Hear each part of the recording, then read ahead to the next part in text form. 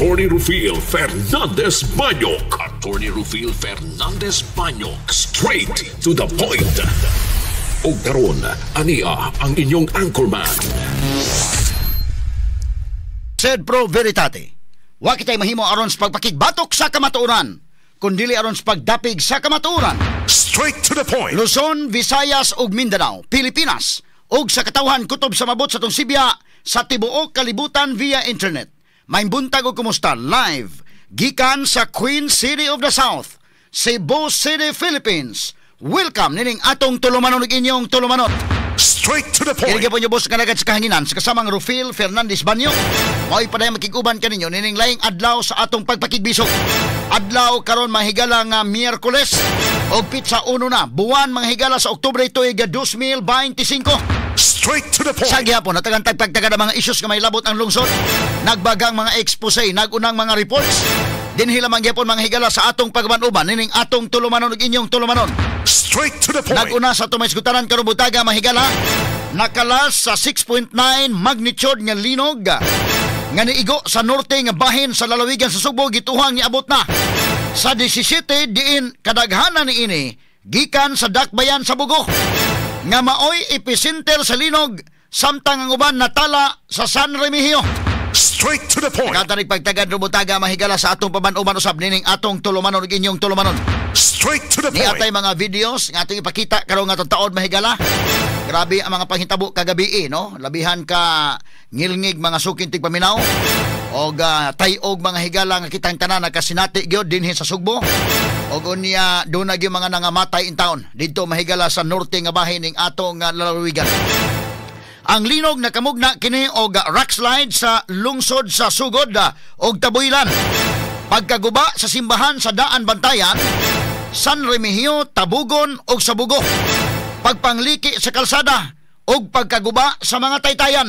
Straight to the point. Katanig pagtagad sab karon nga buntaga mahigala sa atong pamanuban karon ning atong tulumanon ug inyong tulumanon. Straight to the Si point. Governor Pamila Baricuatro ni pasalig og ginali ang tabang alang sa mga biktima sa linog didto sa amihanang Sugbo. Straight to the point. Samtang sa pikas bahin mga LGU dinhi sa Sugbo ni suspenso usab sa face-to-face nga klase. Karong adlaw aron masusi kung wa makamugna og dakong kadaot ang linog sa mga struktura sa mga eskwelahan. Sumuna nga Y klase mga higala ang atong mga eskwelahan kay tan-awon pa ang mga buildings. Kung kumusta man kaintaon, kumusta mga structures, ipasusi sa na og safe pa intaon alang sa mga bata. Gumikan kay duna para bay mga aftershocks, mga sukin tigpaminaw mao na nga why face to face nga klase aron masusi una og nakamugna ba og kadaot ang linog sa mga eskwelahan aron masiguro ang kaluwasan sa mga kabataan og ingon man sa mga magtutudlo. Straight to the point. Ang Cebu Archdiocese niauhag sa mga parokya sa norte nga bahin dinhi sa Sugbo nga dili una gamiton ang ilang mga simbahan alang sa mga misa hangtod nga ma-assess og ma-certify sa mga eksperto ang ilang struktura nga luwas rang gamiton ang mga simbahan. Straight to the So point. in the meantime mahigala ang mga simbahan dito dili una gamiton. Sa probinsya sa Bohol o sa South Cotabato lakip sa unang mga probinsya nga mohatag og tabang.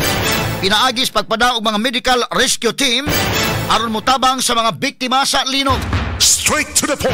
Ang atong lalawigan Sugbo mahigala kagaha bii pa si Governor Pam Baricuatro ni adto na mga kahigalaan sa norte nga bahin. Nagmobilize na mga higala sa rescue team o ato na hibaw-an ang uban nga mga LGU sad mopada sa ilang mga rescue team mga kahigalaan o ingon man ang uban pa nga mga local government units na nagpakabana usab sa nahitabo nato dinhi sa Sugbo mga kahigalaan. Straight to the point. Samtang sa laing balita atong pagtagad mga kaigsunan kay usa ka pulis sa lalawigan sa Sugbo nga nagranggo og Police Lieutenant Colonel gipangita karon human gipasanginlan nga ni among-among sa usa ka 14 anyos nga dalagita. Straight to the point. Sa kauluhan Senate Blue Ribbon Committee mo imbitar ni kanhi Kongresista Saldico o kanhi Speaker Martin Romualdez sa sunod nilang hearing bahin sa anomaluso nga flood control projects. Straight to the point. DPWH Secretary Vince Dizon nibutyag nga napugngan nila ang pagsuway og baligya sa tulo ka mga air assets ni Kongresista Saldico. Oy, ibaligya na day unta mga sukit tig paminaw nga mabaligya ngadto sa Langyaw nga buyer. Straight to the point. Dali may galag baligya murag gibartilyo na lang mga kahigalaan Apan napugngan kini. Kini guban pang mga iskutanan niyo mabati, exclusive over DYHP RMN Cebu. 612 sa dial sa inyong mga radyo sa 93.9 IFM. Sa serbisyo publiko, maaasahan mo mga balita'y detalyado